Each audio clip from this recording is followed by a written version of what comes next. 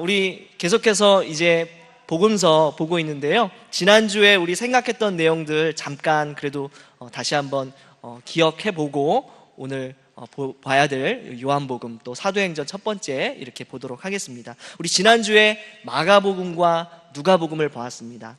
우리 마가복음은 특별히 이방인 그리스도인들에게 해당되는 그런 복음서다. 우리 이렇게 생각해 봤는데요. 그래서 마가복음의 가장 중요한 주제가 뭐였죠? 고난받으시는 예수님이다. 이렇게 얘기했습니다. 그렇죠? 그래서 예수님이 어떤 분으로 계속해서 그려지냐면 고난을 받으시는, 많은 사람들을 섬기기 위해서 이 땅에 오셨고 또 그 섬김의 결정적인 그런 모습으로서 십자가에 달려서 우리를 위해 대속의 죽음을 죽으시는 분으로 그렇게 예수님이 소개된다. 이렇게 배웠습니다. 그래서 핍박과 고난에 그렇게 직면하고 있는 교회들에게 예수님도 이렇게 고난을 당하셨다.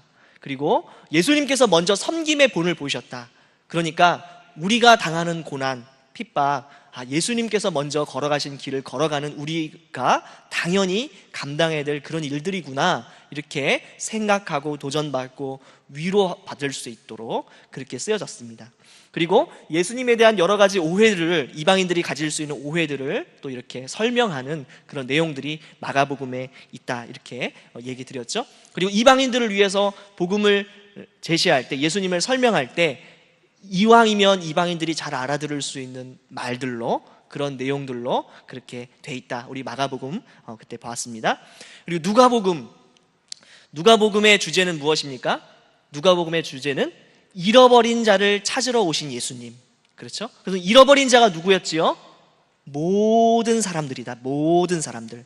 하나님 입장에서는 모든 사람들이 다 찾아야 할 잃어버린 그런 사람들이다. 그런데 특별히 유대인들에게 있어서 또 많은 사람들에게 있어서 이때 당시에 모든 사람이라고 했을 때 모든 사람으로 여겨지지 않는 소외된 사람들이 있었죠. 어떤 사람들입니까? 유대인들에게는 이방인들, 그렇죠? 또 남자에게는 여자, 또 부자들에게는 가난한 사람, 또 신분이 상대적으로 낮은 사람들, 그리고 여러 가지 사회적으로 소외되어 있는 그런 많은 사람들, 이런 사람들이 하나님 보시기에는 다 잃어버린 사람들이다. 죄인들, 그죠? 세리와 같은 사람들, 또 창기들, 이런 사람들도 하나님이 보시기에는 잃어버린 사람들이다. 그래서 누가복음에서는 이런 여자들, 이방인들, 세리와 죄인들, 이런 사람들에 대한 관심이 많고요, 이런 언급들이 많이 나타나고, 그래서 예수님도 주라고 하는 칭호로 나타납니다. 왜요? 온 세상의 주인이시다, 온 세상을 구원하러 오신 분이시다. 이런 부분들이 누가복음에서 크게 강조되어 있습니다. 그래서 오히려 세상적으로 성공한 부자들은 나중에 경고를 받고, 그러나 겸손하게 주님을 찾고 구하는 그런 사람들에게, 가난한 사람들에게 먼저 복과 복음이 선포되는 그런 일들, 이렇게 기록이 되어 있습니다. 그리고 누가복음이 가장 중요한 것 중에 또 하나가 사도행전과 한 책이다. 그래서 누가복음이 1부라면 사도행전은 2부와 같은 성격을 갖고 있는데, 그래서 누가는 역사적인 거시적인 관점에서 전체적으로 그렇게 조망하는 그림을 그리고 있다, 그렇게 얘기를 드렸습니다. 그리고 누가복음에는 계속해서 성령의 역사가 기록되어 있고 그 가운데 성도들의 기도가 강조된다, 이렇게 말씀을 드렸죠. 네, 오늘은 요한복음과 사도행전을 보도록 하겠습니다. 여러분, 요한복음의 저자는 요한입니다. 요한, 예수님의 제자 요한입니다. 잘 아시지요? 특별히 요한복음에는요, 예수님께서 사랑하시는 제자, 그분의 사랑하시는 제자, 이런 식으로 여러 가지로 표현되는데, 아마 이런 표현들이 전부 사도 요한을 지칭하는 것으로 그렇게 신학자들은 보고 있습니다. 그래서 요한이라는 말의 뜻 이런 보시고, 또 세베대의 아들이었다, 이런 것을 이제 보시고 넘어가시면 될 것 같고요. 요한복음이 다루는 연대는요, 태초부터 주 33년까지 그 예수님의 공생의 기간 이렇게 다루고 있는데, 특별히 예수님의 생애 중에서 한 20일 정도를 거의 집중적으로 다루고 있습니다. 그래서 이제 좀 이따 한번 볼 텐데요. 그래서 요한복음에서 가장 중요한 것 중에 하나가 다른 복음서와 좀 다르게 태초부터 다루고 있다. 이 부분이 굉장히 중요합니다. 여러분, 다른 복음서 보면 이 다루고 있는 시대가 태초 다루고 있지 않죠. 예수님의 공생애가 시작되기 되고 나서부터 다루고 있는 복음서도 있었고, 또 예수님의 나시기 직전 상황부터 이렇게 다루고 있었던 복음서도 있었지만, 아예 그 옛날 태초 하나님께서 천지를 지으시기 전부터 다루고 있는 복음서는 요한복음이 유일합니다. 근데 그렇게 다루고 있는 이유를 이따 조금 살펴보겠는데요, 어쨌든 요한복음은 그런 면에서 다른 복음서들과 다른 독특한 특징들을 가지고 있습니다. 요한복음의 핵심 주제와 특징을 보겠는데요, 먼저 요한복음을 보면 이제 다른 복음서들과 굉장히 다른 특징들이 많이 나타납니다. 그래서 마태복음, 마가복음, 누가복음을 공관복음이다 이렇게 얘기합니다. 우리 공관복음, 그래서 공통된 관점, 그런 비슷한 관점으로 쓰여졌다라고 해서 공관복음이라고 해요, 이 세 복음서를. 그러나 요한복음은 따로 구별하죠. 왜냐하면 이 세 복음서와는 다른 아주 많은 특징들이 나타나기 때문에 그렇습니다. 그러면 어떤 면에서 그런가 우리 좀 살펴볼 필요가 있겠죠. 먼저 공관복음, 마태, 마가, 누가복음을 좀 보면은요, 사역의 기간, 예수님의 사역의 기간들을 좀 보게 되면 마치 1년 정도밖에 사역하신 것이 아닌가 하는 오해를 불러일으킬 수가 있습니다.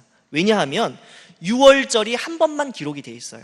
그러니까 마태복음, 마가복음, 누가복음을 보면 예수님께서 한 1년 정도만 사역하신 것처럼 느껴져요. 그래서 예수님께서 사역을 하시다가 예루살렘에서 이제 십자가에 달려서 돌아가시고 부활하시고 이렇게 느껴집니다. 그런데 요한복음을 보면 예수님께서 사역하셨던 기간을 최소한 만 2년을 잡을 수가 있습니다. 우리가 예수님의 공생애를 보통 3년이다 이렇게 말하지요. 그게 마태복음, 마가복음, 누가복음을 근거로 그렇게 얘기하는 것이 아니라 요한복음을 근거로 그렇게 얘기하는 거예요. 왜냐하면 유월절 명절이죠. 유대인의 명절을 지키러 예수님이 어디로 가십니까? 예루살렘으로 가요. 이 유월절은 모든 성인 유대인 남자들은 예루살렘에서 명절을 지키게 돼 있는데, 예수님도 이 유월절이 되면 예루살렘으로 가셔가지고 명절을 지키셨습니다. 그 기록이 나타나요. 그런데 다른 복음서에는 그 유월절을 지킨 명절이 몇 번 기록되어 있다고요? 한 번만 기록되어 있다. 그런데 요한복음에는 최소한 2번이 기록되어 있어요. 그리고 그냥 그 명절에 라고 표현되어 있는 구절이 있는데 어떤 명절인지는 정확하게 기록되어 있지 않아요. 그런데 이 명절이 유월절일 수도 있죠. 만약 그렇게 되면 적어도 3번 예수님께서는 유월절을 지키신 거죠. 그러니까 명시적으로는 2번, 그리고 그 명절이 정말 유월절이라면 3번을 예수님께서 유월절을 지키신 것으로 요한복음에 나타나기 때문에 요한복음을 보고 우리가 예수님의 공생의 사역 기간이 최소한 만 2년에서 만 3년이 되겠구나, 우리가 그렇게 알 수가 있는 겁니다. 그래서 이거 사역 기간에 대한 설명이 조금 차이가 나고요. 또 마태, 마가, 누가복음에 그런 등장하는 예수님의 사역을 보면 주 활동 무대가 어디인가요?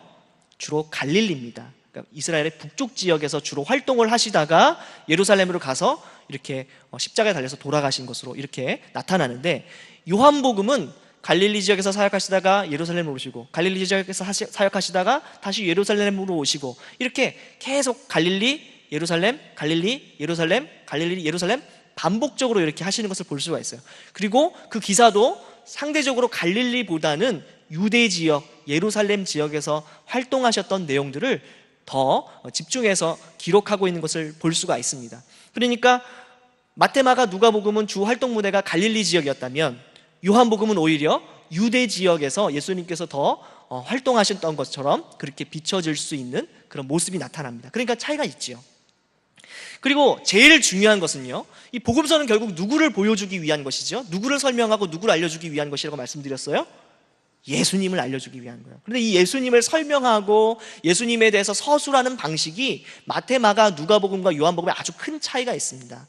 마태, 마가, 누가복음은요, 귀납적인 방법으로 예수님을 설명해요. 귀납적인 방법이 무엇이냐 이렇게 물으시면 좀 설명이 제가 필요할 텐데요, 이런 거예요. 저기 앉아 계신 분이 약간 머리가 좀 긴 것 같아요. 치마를 입으셨네요. 반지도 끼셨어요. 목걸이도 하셨네요. 이렇게 설명하는 거예요. 그러면 이런 식의 설명들을 계속하면 이분이 어떤 분인 걸 알 것 같아요? 남자가 아니라 여자구나, 이렇게 알겠죠. 이런 식으로 상대방을 설명하는 게 귀납적인 설명이에요. 그러니까 마가복음 같은 경우에 대표적으로 보면 예수님을 설명할 때 어떻게 하느냐, 도대체 예수님이 누구신데 풍랑을 잠잠케 하지? 이런 식으로. 그래서 예수님이 하시는 일들에 대해서 계속해서 기록하는데 정확하게 예수님이 누군지는 말을 하지 않는 거예요. 그런데 그렇게 보면 예수님은 이런 분이시구나 라고 알 수 있도록 서술하는 방식을 택해요. 이것을 귀납적인 방법이라고 합니다. 그런데 요한복음은요, 그렇게 하지 않고 아주 초장부터 아주 분명하게, 명확하게, 반복적으로 예수님은 이런 분이야, 예수님은 이런 분이야, 예수님은 이런 분이야 라고 말하고 시작해요. 우리 볼까요? 대표적으로 우리 요한복음 1장 한번 볼까요? 요한복음 1장 1장부터 아주 명확하게 나타나요. 1장부터. 자, 1장 찾으셨죠? 자, 요한복음 1장 1절을 읽어볼게요. 제가 태초에 말씀이 계시니라. 이 말씀이 하나님과 함께 계셨으니 이 말씀은 곧 하나님이시라. 그가 태초에 하나님과 함께 계셨고 만물이 그로 말미암아 지은 바 되었으니 지은 것이 하나도 그가 없이는 된 것이 없느니라. 이렇게 얘기하는데, 자, 여기서 말씀은 누구죠? 예수님이에요. 예수님. 요한복음에서 말씀은 계속해서 예수님의 별명으로 나타나거든요. 그러니까 예수님이 그냥 첫 장에 이런 분이야 라고 얘기를 하는 거예요. 그래서 예수님에 대해서 계속해서 말하는 그런 내용들이 나타납니다. 또 우리 1장 41절 볼까요? 1장 41절. 1장 41절. 자, 베드로의 형제 안드레가 이제 얘기하는 겁니다. 그가 먼저 자기의 형제 시몬을 찾아 말하되 우리가 메시아를 만났다 하고, 메시아는 번역하면 그리스도라. 지금 이 안드레가 베드로에게 찾아가서 예수님을 누구라고 소개합니까? 메시아 이렇게 소개합니다. 그러니까 예수님을 바로 그냥 길게 설명하는 게 아니라 예수님은 그냥 바로 초장부터 메시아야 하고 시작하는 게 요한복음의 특징이에요. 다른 복음서와 다르죠. 그렇죠? 또 4장 26절 볼까요? 4장 26절. 4장 26절이 어떤 내용이냐면 사마리아 여인과 예수님께서 말씀하시는 내용들이거든요. 근데 예수님께서 어떻게 말씀하시는가 한번 볼게요. 4장 25절에 이렇게 얘기합니다. 여자가 이르되 메시아 곧 그리스도라 하는 이가 오실 줄을 내가 아노니 그가 오시면 모든 것을 우리에게 알려주시리이다. 메시아 곧 그리스도라고 하는 분이 오시는 것을 우리가 알고 있는데 그분이 오시면 우리에게 이 모든 궁금한 내용들에 대해서, 이런 사항들에 대해서 알려주실 것입니다. 우리가 그렇게 들었습니다. 그렇게 배웠습니다. 이렇게 사마리아 여인이 얘기하니까 예수님 뭐라고 하세요? 26절에 예수께서 이르시되 내게 말하는 내가 그라. 너가 지금 얘기하고 있는 내가 바로 메시아야. 예수님께서 그렇게 말씀하셨다는 거예요. 그러니까 예수님에 대해서 연역적으로 먼저 예수님은 누구야? 라고 딱 말하고 요한복음은 시작하는 거예요. 그런 면에서 요한복음은 다른 공관복음서와는 다른 그런 예수님에 대해서 설명하는 방식을 택하고 있다는 거죠. 또 다른 복음서하고 조금 이렇게 차이가 나는 것 중에 뭐냐면 요한복음에만 기록된 내용들이 굉장히 많아요. 다른 복음서는 서로 그 내용이 겹치는 것들이 굉장히 많습니다. 그래서 마태, 마가, 누가 복음을 보면 서로 있었던 사건들이 여기도 기록되어 있고 저기도 기록되어 있고 이렇게 하는 내용들이 굉장히 많아요. 그런데 요한복음은요, 요한복음에만 기록되어 있는 사건들이 거의 대다수입니다. 그러니까 요한복음에 기록되어 있으면 다른 복음서에는 거의 없어요. 요한복음에만 기록되어 있는 내용이 거의 90%가 넘어요. 92% 정도 된다, 이렇게 신학자들은 보고 있는데, 그러니까 요한복음을 보면 다른 공관복음서에서 알지 못했던 예수님에 대한 굉장히 많은 다른 정보를 얻을 수가 있습니다. 실제로 이 사복음서 가운데 요한복음이 가장 마지막 후대의 기록이 돼 있어요. 그러니까 아마 요한이 다른 복음서들을 보면서 어떤 생각을 했겠어요? 예수님에 대해 이런 면도 있는데, 예수님에 대해 이런 부분도 있는데, 예수님께서 이런 말씀도 하셨는데 하는 그런 내용들이 있겠죠? 그러니까 그런 내용들을 주로 기록했다, 이렇게 보시면 될 것 같아요. 이해되시지요? 네, 그래서 요한복음에는 아마 다른 복음서에서 기록하지 않은 그런 부분들을 일부러 골라서 요한이 기록했을 것이다, 이렇게 신학자들은 이렇게 보고 있습니다. 자, 그러면 요한복음의 기록 목적은 무엇일까요? 다른 복음서와 좀 다르게 요한은 아주 친절하게 자기가 왜 이 복음서를 기록했는지 아주 분명하게 이야기하고 있어요. 우리 요한복음 20장 31절을 한번 찾아보겠습니다. 요한복음 20장 31절이에요. 찾으셨죠? 요한복음 20장 31절 우리 다 같이 한번 한 목소리로 읽어보겠습니다. 자, 시작. 오직 이것을 기록함은 너희로 예수께서 하나님의 아들 그리스도이심을 믿게 하려 함이요 또 너희로 믿고 그 이름을 힘입어 생명을 얻게 하려 함이니라. 예, 왜 이것을 기록했다고요? 예수님이 누구라고요? 하나님의 아들 그리스도이심을 믿게 하려고. 그리고 믿어서 그러면 어떤 일이 생깁니까? 너희로 믿고 그 이름을 힘입어 생명을 얻게 하려고 이 복음서 요한복음을 기록했다는 거예요. 여러분, 그래서 이 요한복음에 굉장히 많이 등장하는 동사가 뭐냐면요, 믿는다라는 동사가 아주 여러 번 많이 기록이 되어 있습니다. 믿는 게 중요한 거예요. 누구를 믿어요? 예수님을 믿어요. 예수님을 누구로? 하나님의 아들 그리스도 메시아로 믿게 한다는 거예요. 그런데 이 메시아가 어떤 메시아입니까? 영생을 주는 메시아, 생명을, 영원한 생명을 주시는 메시아로 기록되어 있는 거예요. 이 당시에 유대인들은 메시아를 어떻게 생각했죠? 나라를 독립시키는 메시아, 그죠? 정치적인 안정을 가져다주는 메시아, 물질적인 풍요와 번영을 갖다주는 메시아로 생각했잖아요.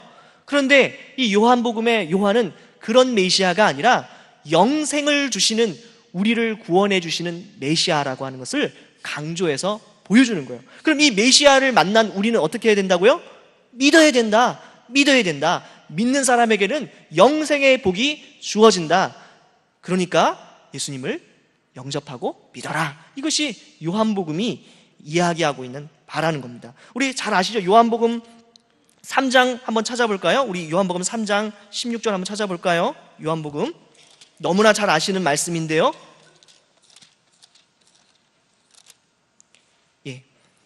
요한복음 3장 16절, 하나님이 세상을 이처럼 사랑하사 독생자를 주셨으니 이는 그를 믿는 자마다 멸망하지 않고 영생을 얻게 하려 하심이라.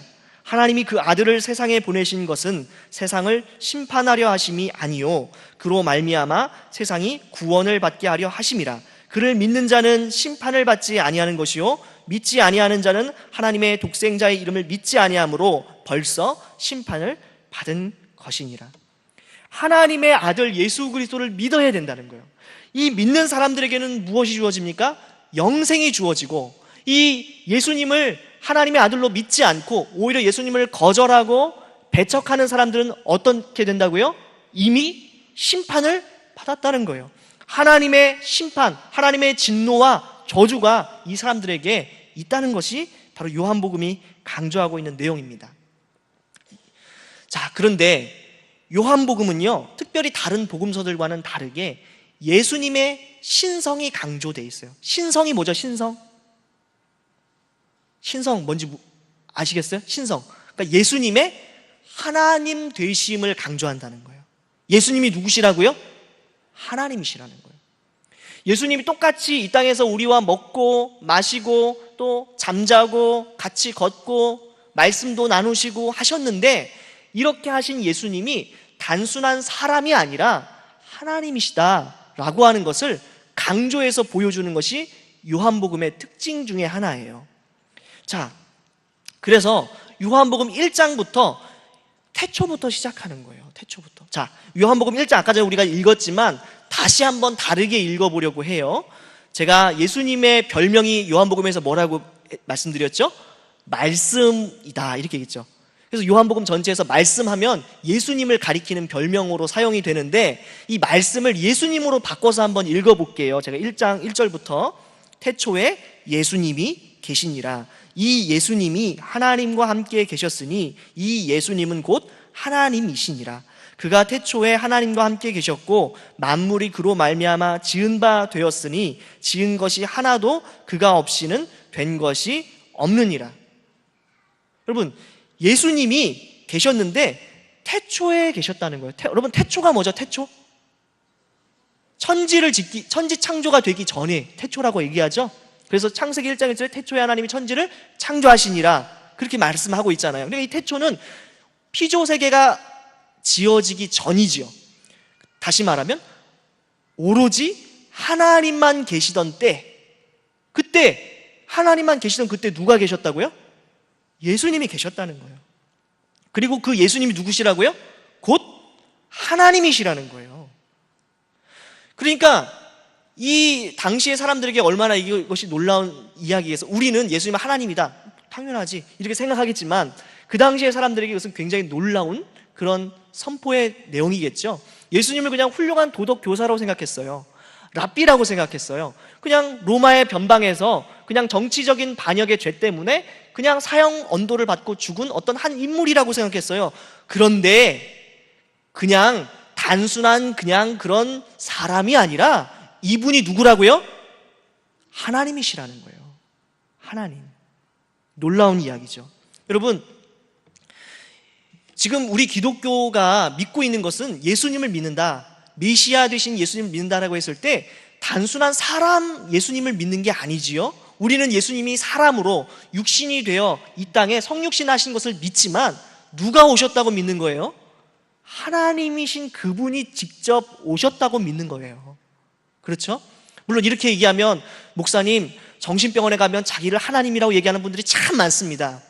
저기 정말 이렇게 약간 좀 정신이 온전하시지 못한 분들 중에 내가 하나님이야 이렇게 말하는 분들이 많은 것 같아요. 예수님을 우리가 바라볼 때 정말 이런 관점에서 보면 단순히 예수님을 훌륭한 도덕 선생님, 착한 일을 많이 하신 분, 좋은 덕담을 많이 하신 분, 나름대로 정말 선한 어떤 일을 많이 하신 분, 이런 정도로 받아들일 수가 없는 이유가 무엇이죠? 요한복음에서 예수님이 자기 자신을 하나님으로 이야기하고 계시고 또 그런 예수님을 목격하고 또 그런 예수님을 증언하는 사람들이 예수님을 단순한 사람이 아니라 하나님으로 그렇게 소개하고 증언하고 있기 때문에 그렇습니다. 그러면 예수님이 도대체 어디서 자기를 하나님이라고 그렇게 얘기하셨다는 거예요? 요한복음 어디에 그렇게 도대체 예수님이 하나님이라고 그렇게 분명하게 드러났다는 거예요? 우리 한번 찾아볼까요? 요한복음 5장 17절 오늘 찾아보겠습니다. 요한복음 5장 한번 볼게요. 요한복음 5장. 요한복음 5장의 내용이 어떤 내용이냐면 예수님께서 아주 오래된 병자를 고치시는 그런 장면이 나와요. 근데 언제 고치시냐면 안식일 날 고칩니다. 그랬더니 유대인들이 굉장히 막 싫어하죠. 안식일에 쉬어야 되는데 안식일 안 지키고 병자를 고친다. 그래서 막 굉장히 막 이렇게 예수님을 비판합니다. 그랬더니 예수님께서 5장 17절에 뭐라고 얘기하십니까? 예수께서 그들에게 이르시되 내 아버지께서 이제까지 일하시니 나도 일한다.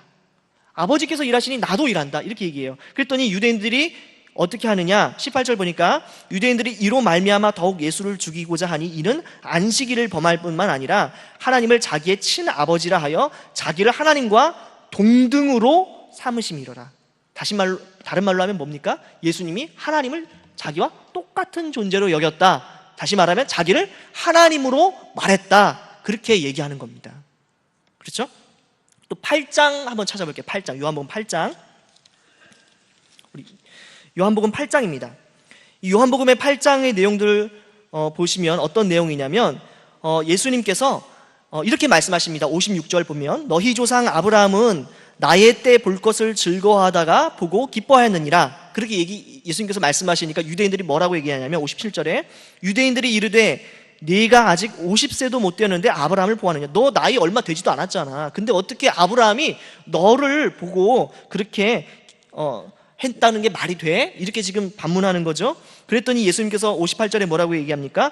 진실로 진실로 너희에게 이르노니 아브라함이 나기 전부터 내가 있느니라. 이렇게 말하자마자 59절에 유대인들이 어떻게 합니까? 그들이 돌을 들어 치려 하거늘 예수께서 숨어 성전에서 나가시니라.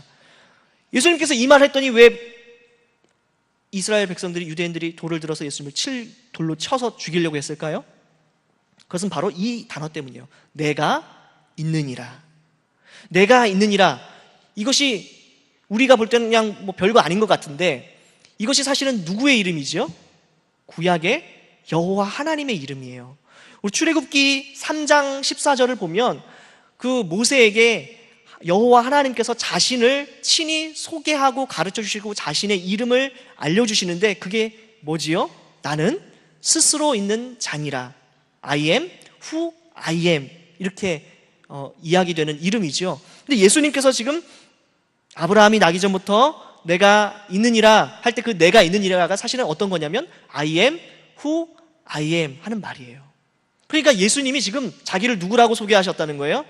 하나님, 구약 여호와 하나님으로 자기를 이야기하신 거예요. 그러니까 이 구약을 알고 있는 유대인들이 예수님을 자기가 하나님이라고 얘기하니까 돌로 예수님을 쳐서 죽이려고 한 거지요. 또 그 증거가 나타납니다. 14장 9절. 우리 14장 한번 보겠습니다. 요한복음 14장 9절. 예수님께서 직접 이렇게 제자들에게 얘기하십니다. 예수께서 이르시되 빌립아, 내가 이렇게 오래 너희와 함께 있으되 네가 나를 알지 못하느냐? 나를 본 자는 아버지를 보았거늘 어찌하여 아버지를 보이라 하느냐? 무슨 말입니까? 아버지가 누구죠? 성부 하나님입니다. 성부 하나님. 그러니까 무슨 말이에요? 예수님께서 말씀하시는 게 나를 보면 누굴 봤다는 거예요? 아버지 하나님을 봤다는 거예요. 그러니까 예수님 지금 자기를 누구와 동일시하는 거예요? 성부 하나님과 자기를 똑같이 그렇게 간주하고 계시는 겁니다. 그죠? 더 결정적인 거, 우리 요한복음 20장 28절 볼까요? 20장 28절. 20장 28절은 어떤 내용이냐면 예수님께서 하시고 난 다음에 일어났던 일이에요. 예수님께서 제자들에게 나타나셨어요. 그랬더니 도마가 의심해서 처음에 이제 못 믿겠다 했다가 나중에 예수님 다시 나타나셔서 예수님의 그 손과 발을 만져보고 예수님의 부활을 믿게 되죠. 그럴 때 도마가 이렇게 고백합니다. 28절에 도마가 대답하여 이르되 나의 주님이시요 나의 하나님이시니이다. 도마가 예수님을 누구라고 고백해요? 하나님으로 고백해요. 예수님 부활하셨네요. 아우 놀랍습니다 라고 끝낸 게 아니라 예수님을 누구라고 고백했다고요? 하나님으로 고백했다는 거예요. 그런데 예수님, 야 무슨 하나님이야 내가, 야, 정신 차려, 어이 너 너무 감동했다고 너 라인 넘었어, 너 그렇게 말하면 신성모독이야, 이렇게 제지하셨어요? 아니에요. 이 고백을 받으셨어요. 그러니까 이런 내용들을 보았을 때 요한복음은 아주 분명하게 예수님을 단순한 사람이 아니라 하나님으로 그렇게 이야기하는 거예요. 그래서 예수님을 하나님의 아들이다 요한복음이 말하는 것은 예수님의 하나님 되심을 강조해서 얘기하는 거예요. 그래서 이 특별히 요한복음에 많은 기적들이 기록되어 있는데 7가지가 기록되어 있죠. 그런데 요한복음의 기적이라고 부르지 않고 특별히 뭐라고 이야기합니까? 표적이다, 이렇게. 표적. 기적은 뭐예요? 그냥 신기한 일이에요. 놀라운 일이에요. 그런데 요한복음은 이런 신비한 일을 그냥 기적이다 이렇게 얘기하지 않고 표적이다 이렇게 기록하고 있어요. 표적이라는 게 뭐죠? 사인이에요. 사인. 여러분, 표지판을 보면 뭘 알 수가 있죠? 이 표지판이 가리키고 의미하는 바가 무엇인지를 알 수가 있죠. 그렇죠? 이 표지판이 목적 그 자체가 아니라 이것을 통해서 정말 그 무언가를 보여주는 게 목적이에요. 그런데 이 예수님의 놀라운 7가지 기적이 단순히 그 놀라운 기적을 보여주는 게 목적이 아니라 이것이 예수님이 어떤 분이신지를 보여주는 것이 목적이라는 거예요. 그런 의미에서 표적이라는 이야기를 쓴단 말이에요. 7가지 표적. 그 7가지 표적이 어떤 거예요? 물로 포도주 만들고, 왕의 신하를 치유하고, 베데스다 연못의 병자를 치유하고, 오병의 기적을 일으키시고, 물 위를 걸으시고, 나면서 시각장애인 된 그런 사람을 치유하시고, 죽은 나사로를 살리시는 이런 표적. 7가지 표적. 자, 그럼 이런 것들이 직간접적으로 예수님이 어떤 분이시다라고 하는 것을 보여주는 거죠. 예수님께서 생명의 근원이 되시고, 또 그렇게 멀리 있는, 그죠? 공간적으로 떨어져 있는 신하를 치유하시고, 그러니까 공간을 초월하시고, 또 오래된 병자를 치유하시는 걸 보니까 시간도 초월하시고, 또 오병이의 기적을 베푸시는 예수님 결국 생명을 주관하시는 분이시고, 이런 것들을 통해서 예수님이 결국 무엇을 드러내는 거예요? 신성을 드러내는 거예요. 예수님이 하나님이시구나 라고 하는 것을 이런 7가지 표적을 통해서 보여준다는 거죠. 또 예수님께서 직접 나는 누구누구다, 나는 누구누구다, 나는 누구누구다 이렇게 이야기하시는, 설명하시는 장면들이 7가지가 나와요. 예수님이 어떻게 소개하십니까? 생명의 떡이다, 세상의 빛이다, 문이다, 선한 목자다, 나는 부활이고 생명이다, 나는 길이고 진리고 생명이다, 나는 참 포도나무다, 이런 것들을 보여주시면서 정말 예수님을 믿지 않으면, 예수님께 가까이 가지 않으면 영생을 얻을 수 없다라고 하는 내용들을 보여주시는 거죠. 이런 것을 통해서 예수님의 하나님 되심을 보여주는 것이 요한복음입니다. 자, 근데 요한복음이 왜 예수님의 이렇게 신성을 강조했을까요? 왜 이렇게 강조했을까요? 아까도 말씀드렸지만 공관복음서가 요한복음이 다른 어떤 복음서보다 가장 마지막에 기록되어 있다 이렇게 말씀을 드렸죠. 자, 그런데 이 당시에 어떤 철학이 유행했습니까? 그리스 철학 유행했죠. 이 그리스 철학의 사고방식에 의하면 무엇을 경시하냐면 육체를 경시해요. 그죠? 그리고 그래서 이렇게 철학을 영향을 받은 사람들이 예수님이, 하나님이 몸을 입고 이 땅에 몸을 가지고 성육신 하셨다는 사실을 받아들이기 어려운 거예요. 어떻게 하나님이 사람이 돼서 이 땅에 와? 이렇게 생각하는 거예요. 그리고 예수님을 또 어떤 오해를 가지고 바라보는 거예요? 예수님이 훌륭한 사람이지. 그래, 예수님이 나름대로 정말 그렇게 탁월한 지도자인 건 내가 알겠어. 그렇지만 예수님이 뭐 하나님이야 라고 생각하는 사람들이 있었겠죠? 그러니까 이런 사람들에게 예수님을 오해하지 않고 바르게 증거하려고 하니까 예수님이 정말 이 땅에 오신 하나님이야 라고 하는 사실을 강조해서 이야기할 필요가 있었던 거예요. 우리 초대교회 당시에 영지주의자들 이런 이야기 많이 들으셨죠? 그런 영지주의 이단들이 있어요. 하나님이 오시긴 오셨는데 이 정말 성육신 하셔서 오신 것이 아니고 그냥 그렇게 사람이 돼서 오신 것처럼 그냥 그렇게 보이는 것뿐이야. 어떻게 하나님이 사람이 돼서 오셔? 이렇게 말했던 사람들이 있었다는 거죠. 이런 사람들에 대해서, 그리고 예수님을 단순한 그냥 훌륭한 도덕교사나 선생님으로 오해하는 사람들을 위해서 요한은 예수님이 진짜 하나님이셔, 그리고 영생을 주시는 그런 하나님의 아들 그리스도야 라고 하는 부분을 강조해서 보여주고 있는 것입니다. 자, 그런데 한 가지 제가 짚고 넘어가고 싶은 게 있어요. 여러분, 그럼 요한복음에서 말하는 영생이 도대체 뭘까요? 영생. 요한복음에서 예수님이 영생을 주시는 메시아다, 하나님이시다, 이것을 강조한다고 그랬는데 성경에서, 요한복음에서 강조하고 있는 영생이라고 하는 게 도대체 뭐예요? 어떤 분들이 이렇게 생각할 수 있어요? 죽지 않고 오래 사는 거. 죽지 않고 오래 사는 거. 제가 이전에 대학생 때 어떤 이렇게 그 나이가 좀 지긋하신 할머님께 예수님 믿으면 영생을 얻을 수가 있습니다 이렇게 얘기했더니, 아이고 세상 살기 힘든데 오래 살아서 뭐해, 그냥 빨리 죽었으면 좋겠어, 뭐 이렇게 고생스러운데 뭘 길게 살아, 이러시면서 영생을 안 받겠다는 거예요. 여러분, 영생이 그런 거예요? 그냥 오래 사는 거예요? 죽지 않고 오래 사는 거? 그게 영생일까요? 그게 아니죠. 우리 성경에서, 요한복음에서 강조하고 있는 영생이 뭔지 한번 찾아볼까요? 요한복음 17장 3절 한번 보겠습니다. 요한복음 17장 3절.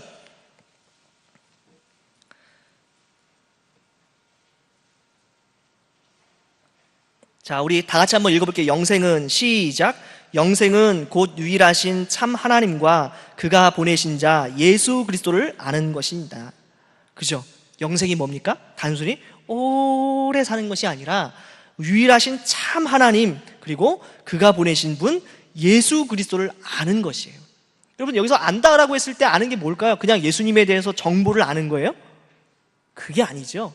정말 예수님과 인격적으로 교제하고, 정말 예수님과 친하고, 정말 예수님과 그런 관계를 맺는 그런 것이에요.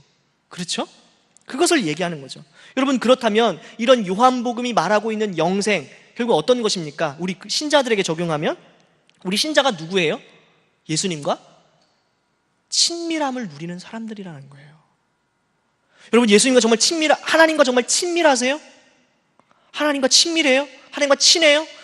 세상 사람들은 하나님과 친할 수가 없는데 우리 신자들은 하나님을 알고 정말 그분과 관계를 맺고 그분과 동행하고 정말 그분의 말씀을 들을 수 있는 그런 은혜가 있다는 거예요. 그렇지 않습니까? 그래서 문제가 생기면 우리 신자들은 어떻게 하죠? 예수님께, 하나님께 기도하죠. 불신자들은 어떻게 합니까? 문제가 생기면 절친한테 바로 핸드폰 때리죠. 그게 첫 1순위잖아요. 그런데 우리는 어떻게 하죠?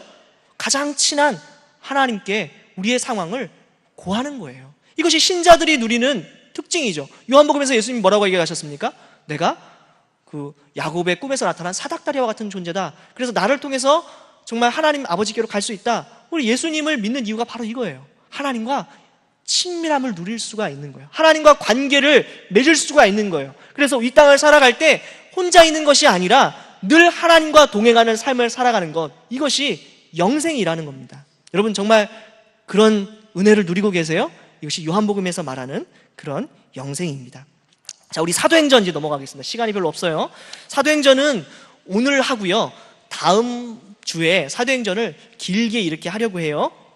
여러분, 사도행전 아까도 말씀드렸지만 누가복음의 이부격에 해당된다, 이렇게 말씀을 드렸습니다. 그래서 누가에 대해서는 지난주에 나눠드렸던 유인물 참조하시면 될 것 같고요. 혹시 못 받으신 분들은 우리 여전도사님들에게 좀 이렇게 달라고 하시면 되겠습니다. 자, 이 사도행전은 특별히 초대교회 30년 동안의 그런 선교 이야기를 다루고 있어요. 초대교회 초창기에 어떤 일이 있었는가. 그래서 예루살렘부터 유대 그리고 사마리아 지역, 그 지역을 또 넘어서서 로마 땅끝까지 어떤 과정을 통해서 하나님의 복음이 널리 전파되게 되었는가 하는 내용들을 사도행전이 주로 다루고 있습니다.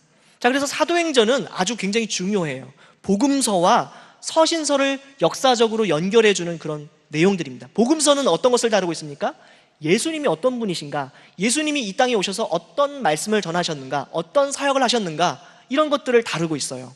그리고 사도행전은 그 이후에 그렇게 그 복음을, 예수님을 믿은 사람들이 어떤 과정을 통해서 교회를 형성하고 교회를 성장시키고 또 그렇게 복음을 널리 전했는가를 알려준다고 그랬죠. 근데 서신서는 어떤 거예요? 서신서는 그렇게 교회가 확장되어지는 그런 시기에 사도들이, 그죠? 대표적으로 바울이 그 교회들에게 보낸 편지라고 할 수가 있겠죠.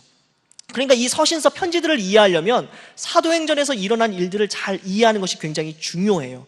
우리 지난번에 우리 봤던 것처럼 바울 서신들 대부분 이 사도행전에서 있었던 그런 배경을 맥락으로 해서 교회에 편지를 쓴 거니까 이 편지가 왜 이렇게 기록되었고 왜 이런 내용을 기록할 수밖에 없었는가, 그리고 교회가 도대체 어떤 상황에 있었나, 어떤 어려움이 있었나 알기 위해서는 사도행전을 참고를 해야 되는 거죠. 그래서 복음서와 서신서를 연결시켜주고 특별히 서신서를 이해하도록 하는 뼈대, 배경을 제공해 주는 것이 바로 사도행전입니다. 만약에 사도행전이 없으면 우리의 뿌리를 알 수가 없어요. 도대체 교회가 어떻게 시작됐지, 교회가 어떻게 하다가 이 지역에까지 이르게 되었지라고 하는 내용들에 대해서 우리가 알 수가 없는데, 사도행전을 보면 이런 내용들을 알 수가 있어요. 또 사도행전은 어떤 것을 알려줍니까? 교회의 사명을 알려줄 수 있겠죠. 특별히 사도행전 1장 8절을 보세요. 우리 다 같이 한번 읽어볼까요? 오직, 자 시작. 오직 성령이 너희에게 임하시면 너희가 권능을 받고 예루살렘과 온 유대와 사마리아와 땅끝까지 이르러 내 증인이 되리라 하시니라. 네, 사도행전을 보면 예수님께서 마지막으로 남기셨던 말씀이 바로 1장 8절의 말씀이에요. 이 교회의 사명이죠. 선교. 자, 그러면 이 말씀을 통해서 우리는 교회가 어떤 사명을 갖고 있는 공동체라는 걸 알 수가 있어요. 우리끼리 잘 먹고 잘 살고 해피하고 즐겁고 이게 아니라 어떤 걸 해야 된다는 거예요? 선교의 사명, 예수님을 증언하여는 그런 예수님의 복음을 전해야 되는 사명이 우리 가운데 있다는 것을 우리는 깨닫게 돼요. 자, 그리고 사도행전 1장 8절의 이 말씀을 기초로 해서 실제로 어떻게 예루살렘과 온 유대와 사마리아와 땅끝까지 복음이 전해지게 되는지를 사도행전은 잘 기록을 하고 있습니다. 그래서 사도행전의 구조 자체가, 사도행전의 그런 내용 자체, 전개 자체가 이런 사도행전 1장 8절의 말씀이 어떻게 실현되는가를 보여주는 방식으로 기록이 돼 있어요. 그래서 실제로 여기까지는 유대 지역에서 말씀이 전해지는구나, 여기까지는 예루살렘에서 전해지는구나, 이제는 유대 지역을 넘어서 사마리아 지역까지 이렇게 복음이 전해지네, 빌립을 통해서, 그리고 나서는 스데반의 순교를 계기로 이방인 지역까지 이렇게 복음이 전해지네, 그렇게 이방인 지역까지 복음이 전해지는데 베드로와 하나님께서 바울을 줄여서 사용하시네, 이런 식으로 어떤 과정을 거쳐서 사도행전 1장 8절의 말씀이 성취되고 이루어지는가 하는 것을 사도행전은 잘 보여주고 있습니다. 자, 그러면 우리가 이렇게 예수님을 전한다, 선교를 해야 된다, 그럼 도대체 어떤 내용으로 전해야 되는 거예요? 자, 복음을 전한다, 선교를 해야 된다, 그 내용이 뭐가 될까요? 사도행전 1장 8절에 얘기했어요. 뭐라고 얘기합니까? 내 증인이 되리라. 누구의 증인이 되어야 된다는 거예요? 예수님의 증인이 되어야 된다는 거예요. 그러니까 우리가 선교를 한다라고 했을 때 무엇을 전하는 거예요? 다른 게 아니라 예수님을 전하는 거예요. 복음서에 나타난 예수님을 전하는 거예요. 무슨 말인지 되시죠? 여러분, 그래서 우리가 아까 전에 요한복음을 마지막으로 사복음서를 배웠는데 결국에 사복음서에 예수님이 어떤 분이신지를 모르면 증인의 사명을 감당할 수 있어요? 없어요? 감당할 수 없어요. 예수님이 누군지를 전하는 것이 우리의 사명이에요. 근데 예수님을 몰라요. 예수님과 친하지 않아요. 그러면 예수님의 증인의 사명을 감당할 수 없다는 거예요. 예수님을 알려주고 예수님을 전해주는 것이 교회의 사명이기 때문에 그래요. 자, 그래서 아까도 말씀드렸지만 사도행전은 복음 전파에 가장 기여한 인물 베드로와 바울을 중심으로 특별히 이렇게 기록이 되어 있고요. 집중적으로 이 두 인물을 다루고 있어요. 그리고 특별히 이 사도행전은 설교가 굉장히 많이 나와요. 왜 그럴까요? 사도행전의 교회의 사명이 무엇이라고요? 예수님을 증언하는 것이라고 했잖아요. 그러면 예수님을 어떻게 증언했는가?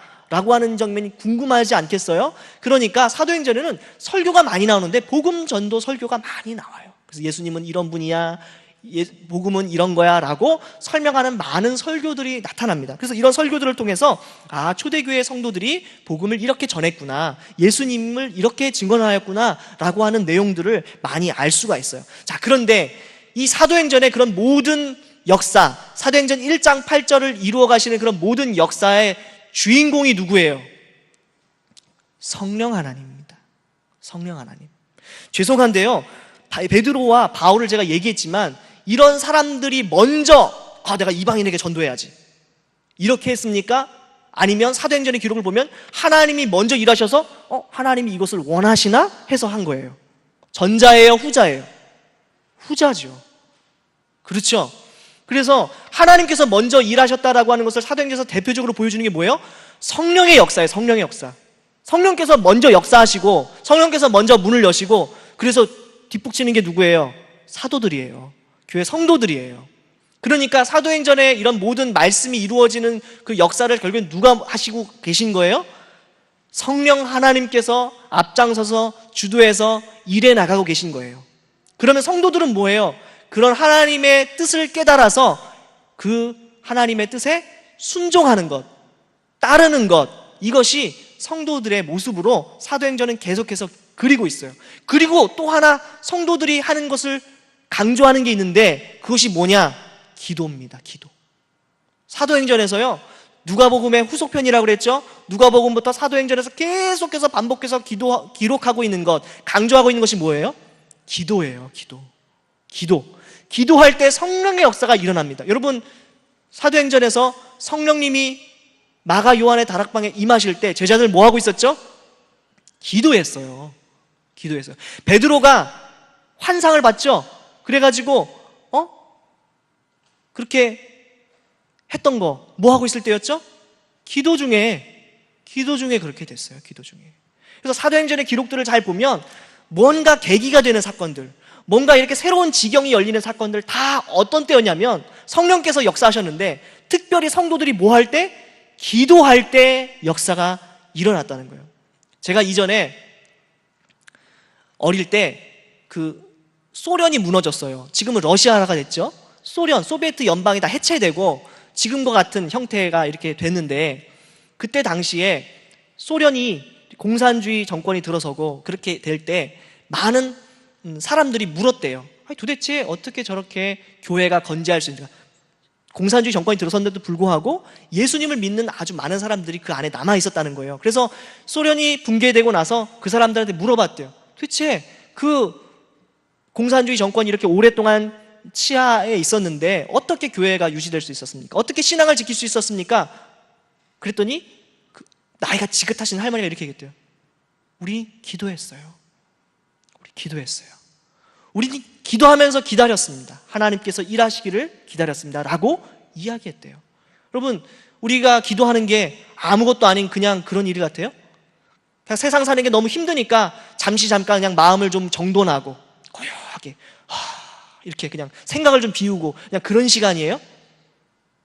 그런 게 아니지요. 기도는 어떤 일입니까? 성령님께 주도권을 내어드리는 시간이에요. 하나님께서 일하시도록 하나님을 의지하는 시간이죠. 하나님께서 일하시는 것을 실제로 믿는 표현, 그것이 바로 기도지요. 그래서 사도행전은 성령의 주도하심을 실제로 믿고 그 성령의 주도하심을 따라서 순종하고 그 성령의 주도하심을 의지하기 때문에 기도했던 사람들을 기록하고 있는 겁니다. 여러분, 그리고 이 사도행전을 보면 결국은 어떻게 됩니까? 로마까지, 땅끝까지 복음이 전해지는 것을 볼 수가 있어요. 그런데 여러분, 예수님께서 땅끝까지 복음을 전하기 위해서 필요한 것이 무엇이라고 얘기했습니까?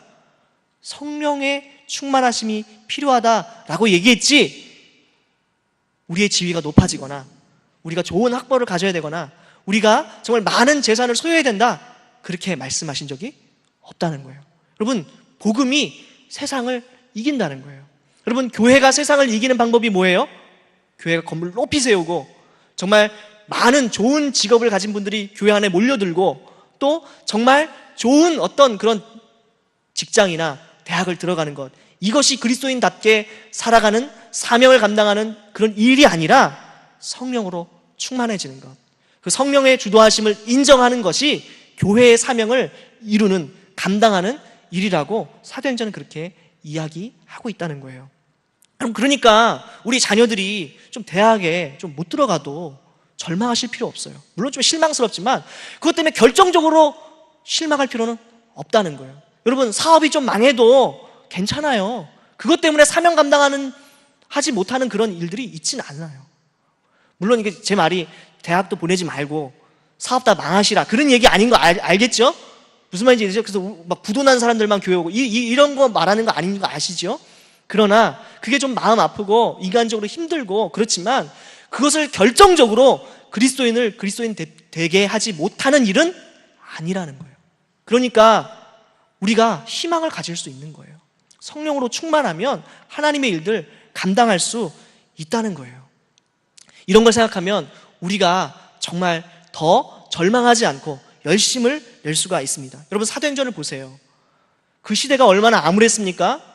정말 어려운 시기였죠. 그러나 복음이 땅끝까지 전해지는 거예요. 성령께서 역사하시고 성령께 붙들려 있는 사람들이 있으니까 그 복음이 세상을 이기는 것을 보게 되어 있죠. 여러분, 제가 대구로 내려올 때 죄송한데 제 친구들 중에 많은 사람들이 왜 대구로 내려가냐 이렇게 얘기했어요.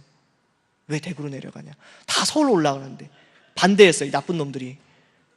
지금 생각하면 정말 나쁜 놈들이에요. 여러분, 복음이 서울에만 있어야 됩니까? 나쁜 놈들이죠, 진짜. 지금 생각하면 아주 나쁜 놈들. 제가 다시는 전화 안 해요, 그래가지고. 여러분, 성도들이 어떻게 살았어요? 이 당시에 초대교회 성도들이 어떻게 살았죠? 복음이 없는 곳에 갔잖아요. 메인 그냥 필드에 있으려고 발버둥을 쳤어요? 아니면 그런 거 상관없이 복음을 전하는 사명을 위해서 살았어요. 여러분, 우리가 왜 그렇게 자녀들을 대학에 보내려고 하죠? 정말 사명 감당하게 하기 위해서 대학을 보내고 그래 성공하려고 그렇게 하는 거예요? 아니면 메인 필드에 있고 싶어서 지금 그렇게 하는 거예요? 생각해 볼 필요가 있어요. 그렇지 않습니까? 여러분, 우리 내일교회가 대구 지역에 있는데 저는 정말 잘 됐으면 좋겠어요. 왜냐하면 정말 복음이 넘쳐나고 그럼 메인 필드가 아니라도 정말 이런 불모지와 같은 대구 땅에 정말 건강한 교회들이 정말 일어나고, 이 정말 대구 지역만을 대표하는 교회가 아니라 정말 우리나라를 대표하고 정말 그렇게 기여할 수 있는 그런 안디옥 교회와 같은 교회 되면 안 됩니까? 필요하죠. 여러분, 그런 사명을 위해서 기도해야 됩니다. 사도행전의 성도들은 그런 자기중심적인 꿈이 아니라 그런 하나님께서 맡겨주신 사도행전 1장 8절의 비전을 가지고 기도하고 일하고 또 그렇게 성령의 역사심을 따라서 수고할 때 정말 세상이 감당하지 못하는, 복음이 승리하는 일을 경험했다는 거예요. 우리 시대가 암울하지만 절망할 필요가 없어요. 우리가 성령에 붙들리기만 하면 하나님의 사명 감당할 수 있다는 겁니다.